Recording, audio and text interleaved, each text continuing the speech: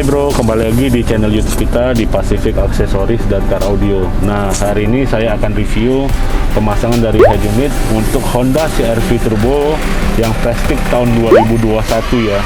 Nah, jadi selama ini yang udah Honda CR-V ini kalau kita mau ganti head unitnya memang agak susah. Nah, sekarang dari Hero itu udah keluarin satu produk yang terbaik untuk Honda CR-V yang 2021 plastik ya. Nah, ini hasil dari pemasangan kita.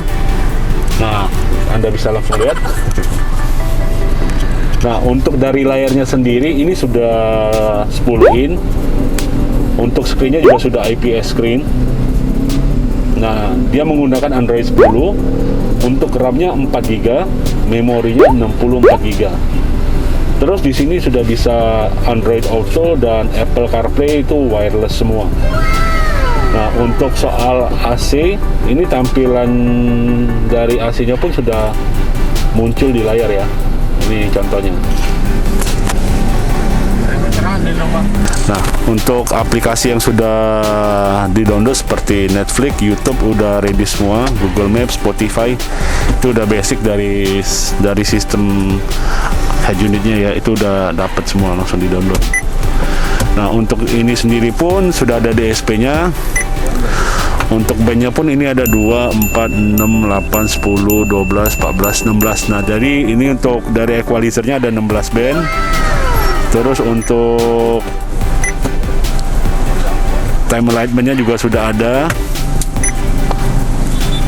Untuk cutting frekuensi bassnya juga semuanya sudah ada. Jadi udah memang semi DSP.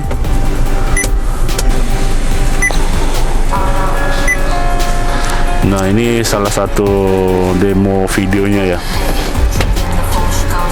Untuk layarnya juga sudah tajam ya, ini sudah Full HD. Untuk dari filenya sendiri Full HD.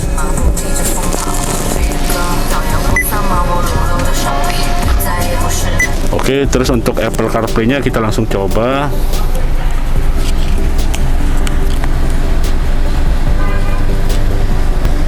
Nah, untuk Apple CarPlay-nya ini tinggal cukup connect di Bluetooth aja, masuk di CarLink.